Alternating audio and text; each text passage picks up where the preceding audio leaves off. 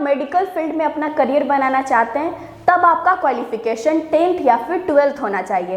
पहले हम बात करते हैं 10th लेवल का। तो 10th लेवल पे आप पैरामेडिकल का कोर्स करके ड्रेसर ट्रेड में जा सकते हैं। फिर हम बात करते हैं 12th लेवल का।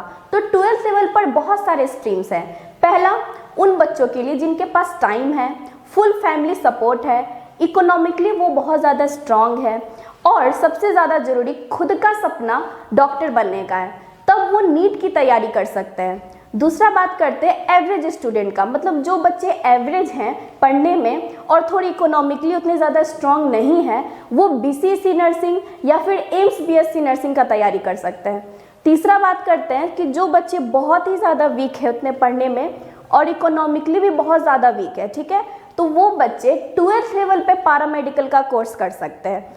ऐसा हम इसलिए बोल रहे हैं क्योंकि 12th लेवल पे क्या होता है, साइंस सब्जेक्ट के अलावा भी आपका Hindi, English, math, science, GK ये सब होता है। तो इन सारे पेपर्स पे आप स्कोरिंग करके एक अच्छा रैंक ला सकते हैं। इस वीडियो में हम पैरामेडिकल से रिलेटेड सारी इन्फॉर्मेशन को देंगे कि इस एग्जाम के क्या क्या क्राइटेरिया हैं और कौन कौन से ट्रेड्स में हम लोग जा सकते हैं। पहले हम बात करते हैं क्वालिफिकेशन का।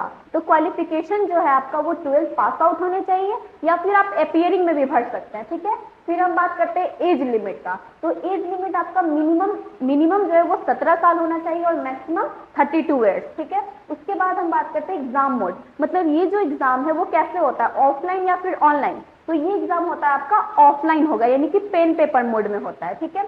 उसके बाद हम बात करते हैं क्वेश्चन पैटर्न, यानी किस टाइप का क्वेश्चन आपका पूछा जाएगा। तो क्वेश्चन जो है वो ऑब्जेक्टिव टाइप होता है, यानी कि मल्टीपल चॉइस क्वेश्चन होगा। एक क्वेश्चन दिया जाएगा, उसमें 4 ऑप्शन रहेगा, जो आंसर होता है उसको आप OMR में कर सकते हैं, ठीक है।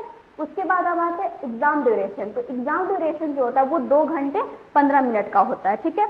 तो अगर हम बात करते हैं क्वेश्चन पैटर्न, यानी किस कैसे क्वेश्चन पूछा जाता है, पहले हम बात करते हैं 10th लेवल का, ठीक है। तो 10th लेवल पे आपका फिजिक्स से पूछा जाता है 20 क्वेश्चन, केमिस्ट्री से पूछा जाता है 20 क्वेश्चन और बायो का रहता है 10 क्वेश्चन, ठीक है। तो इस तरह से साइंस का आपका टोटल होता है 50 क्वेश्चन। फिर उसके बाद देखते हैं हिंदी, इंग्लिश, मैथ्स और जीके। तो इन सब से आपका रहता है 10-10 क्वेश्चन, ठीक है।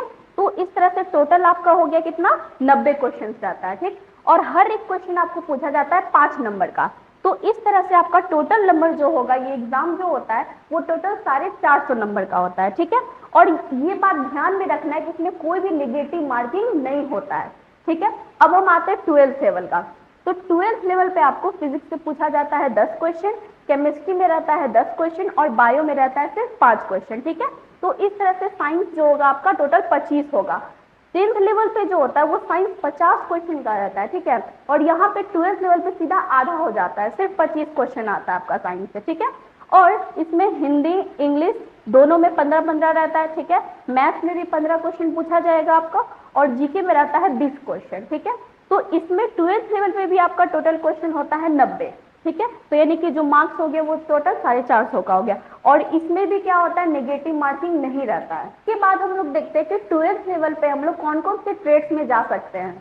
तो अगर आप 12th लेवल से पैरामेडिकल करते हैं तो आप इनमें से कोई भी ट्रेड्स में जा सकते हैं। पहला हो गया आपका ANM कोर्स है, GNM कोर्स है, OT असिस्टेंट है या फिर लैब टेक्नीशियन है, ऑप्थेल्मिक असिस्टेंट है, एक्सरे है या फिर ब्लड ट्रांसफ्यूजन हो गया, एनेस्थेसिया है, टेकमेड है, radiology, orthopaedic, plaster tech, ECG tech. इनमें से कोई भी ट्रेड्स में आप जा सकते हैं। इन सभी का प्रिपरेशन द जीनियस पॉइंट में करवाया जाता है।